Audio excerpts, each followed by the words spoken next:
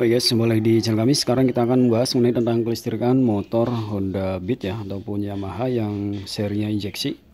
Jadi beberapa kasus teman-teman yang masih bingung, diantaranya ketika kiprok ini melemah ataupun over ataupun mati ya. Kalau misalkan mati dia tidak akan terkoneksi kontak starter, dia tidak akan mau nyala. Tapi kalau lemah dia akan menyala pada speedometer tapi merebet. Kemudian kalau misalkan over voltage, yaitu arus berlebihan dari spool ke kiprok, maka lampu-lampu depan itu akan mati, mesin dia akan tetap menyala.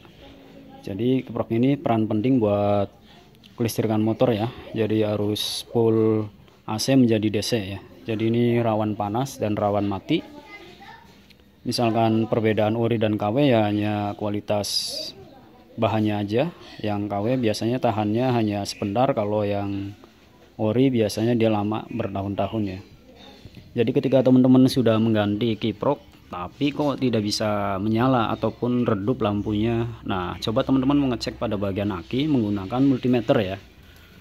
Jadi wajib kalau untuk kelistrikan harus wajib menggunakan alat khusus ya. Jadi nggak bisa buat awangan, nggak bisa ngasal ya, karena harus memahami nilai angka sistem pada arus aki juga dan kiprok. Nah kalau misalkan aki ini normal di angka 13 volt terus pada saat kita cek pakai multimeter atau 12 volt, itu artinya aman, tidak turun ke 8 atau 6 volt, itu aki sehat ya. Jadi jangan pada saat motor berebet ataupun mati total teman-teman ganti spool, ganti kiprok, ganti aki, maka akan habis banyak ya.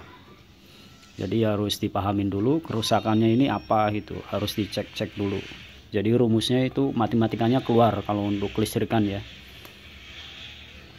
Nah ini lemah ya, kondisinya lemah. Videonya udah saya buatkan, udah saya upload. Ini mengeluarkan arusnya hanya 4 dan sampai 5 volt ya. Yang seharusnya 13 sampai 14 volt untuk standar pabrik ya. Dan aki ini normal, tapi starter suka kasar, kemudian suka normal, suka mati sendiri ya atau berebet. Nah ini disebabkan dari arus kiprok terganggu ya. Jadi kalau teman-teman ininya udah ganti baru tapi masih berebet ataupun tidak stabil, bisa jadi cek aki. Kalau injeksi harus wajib akinya sehat. Kalau nggak sehat ya pasti error-error lagi, teman-teman bisa pusing ya memperbaikinya.